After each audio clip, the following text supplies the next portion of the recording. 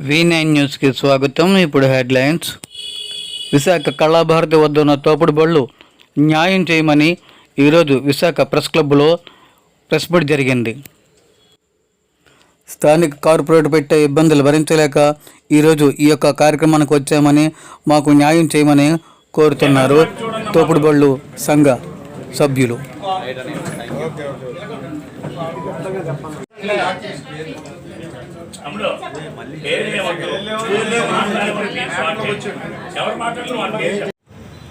మా సమస్య ఏంటంటే 22వ వార్డులోని కళాభారతి లైన్లో 30 సంవత్సరాలు మా పేరెంట్స్ దగ్గర నుంచి అక్కడ వ్యాపారాలు చేసుకుంటున్నాం.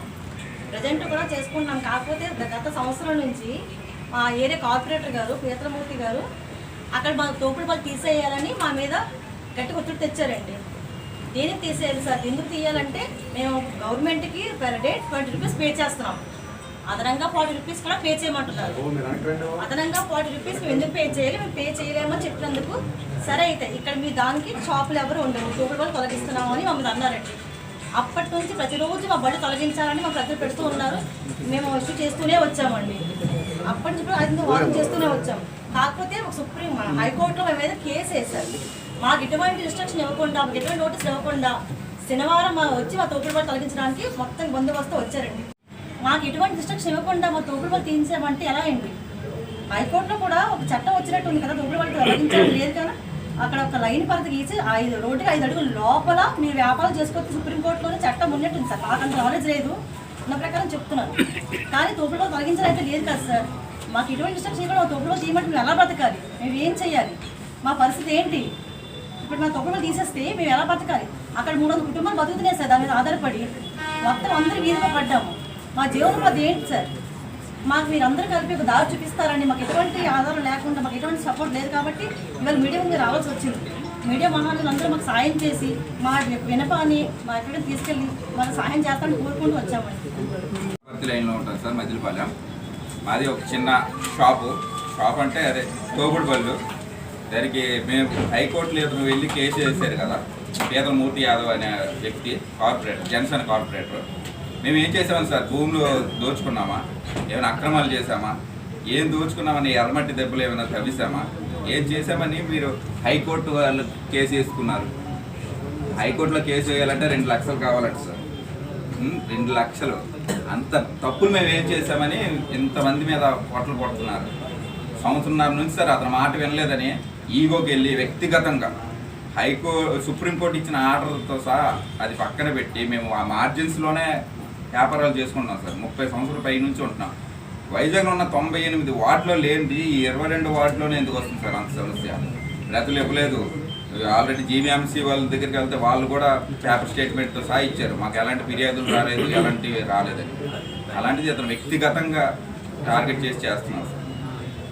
దానివల్ల చాలా నష్టపోయాం ఈ సంవత్సరంన్నర నుంచి సార్. ఇబ్బంది ఈ రోజు కాదు, ఇంకా తట్టుకోలేక ఇదంతా అలాగని డబ్బులు ఖర్చు పెట్టి కోర్టులకు వెళ్ళలేక మీ ముందు న్యాయం జరుగుతుందని విలేకరుల సమావేశం పెట్టుకున్నాం.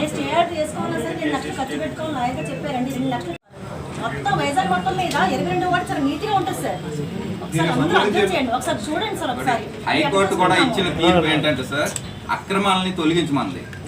తోపుడు బళ్ళు అక్రమాలుగా ఏం లేవు కదా సార్. స్టాండర్డ్ బడ్డీస్ కాదు కదా మావి. వస్తాము, వ్యాపారం చేసుకుంటాం, మళ్ళీ తీసుకుని వెళ్ళిపోతాము. అది కూడా సుప్రీంకోర్టు ఆర్డర్ ప్రకారం 5 అడుగులు లోపల పెట్టుకోవాలి రోడ్డుకి. దానికోసం వేరే చట్టం కూడా ఉంది, యాక్ట్. సుప్రీంకోర్టే చెప్పినప్పుడు వీళ్ళు వ్యక్తిగతంగా జీవీఎం సిబ్బంది కానీ, టౌన్ ప్లానింగ్ సిబ్బంది కానీ అందరూ పీతలమూర్తి యాదవ్ అనే వ్యక్తి మాటలు విని హైకోర్టు తీర్పును కూడా గౌరవించకుండా చేస్తున్నారు. వ్యక్తిగతంగా ఇది ఇచ్చిన హైకోర్టు పిటిషన్ మా మీద వేసి మొత్తం ఇక్కడ పాయింట్ టు పాయింట్ ఇచ్చారు సార్. వ్యాపారాలు చేసుకుంటున్నాం సార్. ప్రజల వల్ల కానీ ఎవరి వల్ల ఏ ఇబ్బందులు లేవు, ఫిర్యాదులు లేవు, ఏమీ లేవు సార్. కానీ అతను వల్ల పీతలమూర్తి యాదవ్ అనే ఒక వ్యక్తి కక్ష కట్టుకొని మా మీద అతను చెప్పినట్టు మేము ఎక్స్ట్రా అమౌంట్లు ఇవ్వలేదని, ఎలా ఉంటారో మీరు ఎలా బతుకుతారో చూస్తారని కక్ష కట్టి చేస్తున్నాం సార్. ఈగో పోయి చేస్తాం సార్. ఆశీలు ఎక్స్ట్రా 40 రూపీస్ పే చేయమంటున్నారు సార్. అది మేము కట్టుకోలేము. డైలీ 60 రూపీస్ అంటే మాకు చాలా ఇబ్బంది సార్. 60 రూపీస్ అంటే దానికి తోడు గవర్నమెంట్ ఆల్రెడీ 20 పే చేస్తున్నాం కదా, ఎందుకు 40 పే చేయాలని కూడా అడిగాం సార్.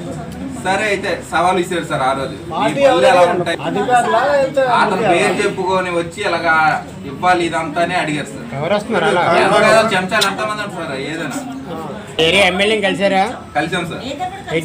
మేయర్ గారిని, ఎమ్మెల్యే గారిని అందరినీ కలిసి లాస్ట్ చాయిస్ కింద మీరే న్యాయం చేస్తారని ఇక్కడికి వచ్చాం. పవన్ కళ్యాణ్ గారికి ఇచ్చారా? పవన్ కళ్యాణ్ గారు కాలేదు, వాళ్ళ పిఏ దగ్గరికి ఇచ్చాం.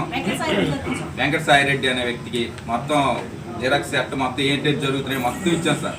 ఇచ్చి మా బాధ చెప్పుకున్న ఇదంతా అతన్ని పిలిపించారంట, నాకు అంత ఐడియా లేదు, పిలిపించారంట, ఏవో అన్నారు, చేవట్లు పెట్టారు, ఇదంతా చేశారు. కోర్టుకి వెళ్ళి ప్రతి ఇంటికి ప్రతి అపార్ట్మెంట్కి వెళ్ళి వాళ్ళతో సైన్లు, వాళ్ళు సైన్ చేయని ఇదంతా అనుకుంటే అక్రమంగా కాలువ మీద కట్టారనో ఏదో గోడ ఎరగొట్టారనో వాళ్ళని బెదిరించి, మేము అద్దెకుంటున్న ఇంట్లో వాళ్ళని కూడా వాళ్ళని ఖాళీ చేయిస్తారు లేదని బెదిరించారు. చాలామంది అలా భయపడి వెళ్ళిపోయారు కూడా పక్కకి. మళ్ళీ మేము పోరాడి చేసుకొని మళ్ళీ ధైర్యం చేస్తే మళ్ళీ వచ్చారు సార్. అసలు వాళ్ళకి నాకు కూడా ఎటువంటి సంబంధం లేదు. అసలు వాళ్ళు ఎవరు, వాళ్ళకి కంప్లైంట్ ఇవ్వాల్సింది ఏంటి, వాళ్ళు ఎవరు కూడా మాకు తెలియదు. వాళ్ళకి మాకు ఎటువంటి సంబంధం లేదు. వాళ్ళు ఎవరు కూడా మాకు తెలియదు. అదేనమ్మా, ఇప్పుడు 20తో కూడా 40 కలిపి 60 ఇమ్మంటున్నారు అంతే కదా? అదే క్లారిటీ చెప్పండి.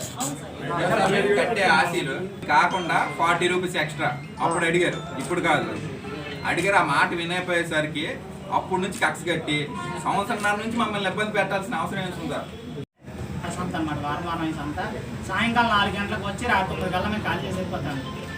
కానీ ప్రతిసారి మాకు లాస్ట్ ఎస్టిమేట్ చేయకుండా మా దుకాణాలు తీయమని చెప్పి వాళ్ళ మనుషులను తీసుకొచ్చి మొత్తం పరదాలు సైతం కూడా లాగేశారండి. ఒకళ్ళిద్దరు కాదు, మొత్తం చాలామంది వచ్చారు, పరదాలు సైతం లాగేశారు. సార్ ఇదేంటి సార్ మాకు ఇదేంటి అంటే మీకు ఇక్కడ వేసుకోవడానికి అవకాశం లేదు లేదని చెప్పారు. సార్ మేము లోన్కి వేస్తున్నాం కదా సార్, బయట కూడా వేయట్లేదు, ట్రాఫిక్ కంట్రోల్ లేదు, ఏది ఇబ్బంది లేదు, ఎవ్వరికి ఇబ్బంది లేదన్నా సరే అస్సలు ఆగలేదు సార్. మీరు తీస్తారా తీయరా, ఎందుకు తీయరు, వాళ్ళ మనుషులను తీసుకొచ్చి మా పరదాలు కూడా ఇసిరేసిన రోజులు ఉన్నాయి సార్. చాలా గొడవ చేస్తాం, చాలా కంప్లైంట్, చాలా జీవీఎం సబ్స్కేల్ కంప్లైంట్ కూడా ఇచ్చాను సార్. అక్కడ వాళ్ళు ఏం చెప్తాను, మాకేం సంబంధం లేదు, మాకు ఎవరికి ఏ రిపోర్ట్లు రాలేదు sir. Last police complaint police అతను చెప్పినట్టు చెయ్యండి అని చెప్తున్నారు, వాళ్ళు కూడా వాళ్ళు చెప్పినట్టు చెయ్యండి అని చెప్తున్నారు. ప్రతి ఒక్కరు సార్, ప్రతి ఒక్కరి దగ్గరికి వెళ్ళాను. ఆఖరికి రామకృష్ణ గారి బాబు దగ్గర కూడా వెళ్ళాను సార్. వెళ్ళి కనిపించి సార్ ఎలా ఉంది, నేను మాట్లాడతాను, మీరు వెళ్ళిపోండి. దగ్గర మాకు సంవత్సరం నుంచి మాకు ఇబ్బంది పడుతున్నారు సార్ సంతలోని. వాళ్ళు చిన్న చిన్న వ్యాపారాలు చేసుకుంటూ ఈ రోజున ప్రభుత్వానికి ఏ విధమైన ఆటంకి కలిగించుకుంటారు. వాళ్ళు ఏంటంటే హైకోర్టు ఆర్డర్లు ఏం చెప్పారంటే రోడ్డు బ్లాక్ చేశారు అని చెప్పారు. అంటే కోర్టుకి ఫాల్స్ ఇన్ఫర్మేషన్ ఇచ్చారు. వాళ్ళు ఫాల్స్ ఇన్ఫర్మేషన్ ఇచ్చారు. రోడ్డుకి ఇరువైపులా కూడా ఆక్యుపై చేసేసారు, స్థలాన్ని ఆక్యుపై చేసేసుకొని ఇల్లు కట్టేసుకున్నారని చెప్పేసి వాళ్ళు చెప్పారు. ఇంకా అది శుద్ధ అబద్ధం.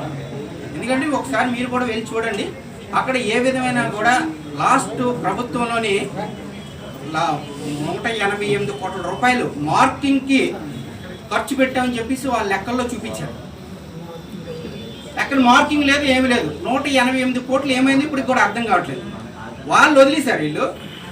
వీళ్ళు సొంతంగా వాళ్ళు చిన్న చిన్న వ్యాపారాలు చేసుకొని జీవితం కట్టుకున్న వాళ్ళందరినీ కూడా పొట్ట కొట్టి వాళ్ళు తయారు చేసుకున్న అప్పులు చేసి తయారు చేసుకున్న బడ్డీలు ఎరగొట్టారు, అప్పులు చేసి తయారు చేసుకున్న బళ్ళు ఎరగొట్టారు. దానివల్ల ఏంటి వాళ్ళకి కలిసి వస్తుందో అర్థం కావట్లేదు. ఇప్పుడు వీళ్ళు ఓట్లు వేస్తేనే వాళ్ళు గెలిచారు. పుట్టుకతో ఎవడో ఇక్కడ కార్పొరేటర్ అవ్వలేదు, ఎవడో ఎమ్మెల్యే కూడా అవ్వలేదు. వీళ్ళు బతులు ఆడుకుంటే ముష్టి అడుక్కుంటే వీళ్ళు ముష్టి అయితే వాళ్ళు గెలిచారు. ఈ రోజున వీళ్ళ జీవనోపాధి తీస్తున్న వ్యక్తులు ఎవరైతే ఉన్నారో వాళ్ళు సస్పెండ్ చేయాలని చెప్పేసి మేము రాష్ట్ర ప్రభుత్వం డిమాండ్ చేస్తున్నాం. అట్లాగే కోర్టుని మోసం చేసినందుకు కోర్టు వరకు కూడా విన్నపం ఏంటంటే, కోర్టు తాలూకు టైం వేస్ట్ చేశారు, కోర్టుని మోసం చేసి ఆర్డర్ తెచ్చుకున్నారు. కావున వీళ్ళపైన పరువునస్ దావా వేయాలని చెప్పేసి కోర్టు వారిని విన్నవించుకున్నాను. అలాగే ఏదైతే ఈ ఆర్డర్ ఉందో ఈ ఆర్డర్ని క్యాన్సిల్ చేయాలని చెప్పేసి మీ కోర్టు వారిని విన్నవించుకుంటున్నాం. ఆ విధంగా వీళ్ళకి ఎంప్లాయ్మెంట్ కలిగిస్తారని, వాళ్ళకి కావాల్సిన పనిముట్లు ఏవైతే ఉన్నాయో, అత్యవసర నిత్యావసర పనిముట్లు ఏవైతే ఉన్నాయో అది ప్రభుత్వమే కల్పించాలి. యాక్చువల్గా ప్రభుత్వం కల్పించకపోయినా సరే వాళ్ళు అప్పులు చేసి తెచ్చుకొని పెట్టుబడులు పెట్టుకొని జీవనం సాగిస్తుంటే ఈ రోజున దాన్ని కూడా వాళ్ళు పొట్టలు కొట్టి చిన్నపిల్లలు స్కూల్ ఫీజులు కట్టుకోలేరు, వాళ్ళు ఉండడానికి ఇల్లు లేదు, వాళ్ళకి తినడానికి తిండి లేదు. ఇటువంటి వాళ్ళ పైన మీ దౌర్జన్యాలు ఆపాలని చెప్పేసి ఇక్కడ ఉన్న కార్పొరేటర్లకి ఎమ్మెల్యే కూడా నేను హెచ్చరిస్తున్నాను. లేని పక్షంలో రానున్న ఎలక్షన్లో మీ యొక్క అందరి డిపాజిట్ గల్లం చేస్తాం. కాబట్టి